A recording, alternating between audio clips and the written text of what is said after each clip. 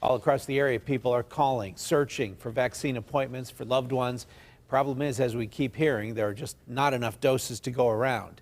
Nicole Ford has an update tonight from state leaders on how the distribution process will look in the coming weeks. For the last several weeks, the state of Pennsylvania has received just over 140,000 first dose vaccines.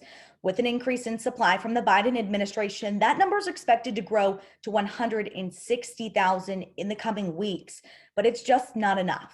We have received so far requests for about 700,000 doses of vaccine. So we know that there isn't enough vaccine coming into Pennsylvania to meet that request. Limited, scarce. It's the story across the country right now. Where can you find a dose of the COVID-19 vaccine? We have been asking for our full allotment. Every state saying you can apply for this much, and we've been applying for our full allotment. Department of Health Communications Director April Hutchinson says that allotment isn't enough.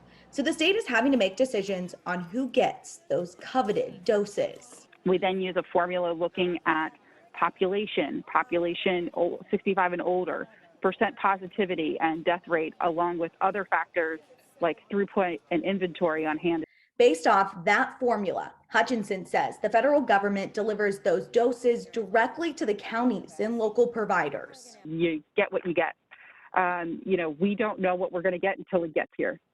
And that has been the same for test kits, for personal protective equipment, for all of these different pieces.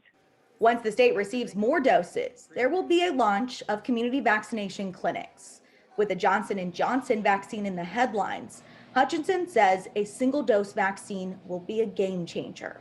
In week 1, I made my appointment. Well, I've got to go back in week 3 or week 4 to get my second dose. At the same time, somebody is trying to get in. As for just how many people are left in phase 1A to be vaccinated, it's still unclear. In Allegheny County, Nicole Ford, KDKA News.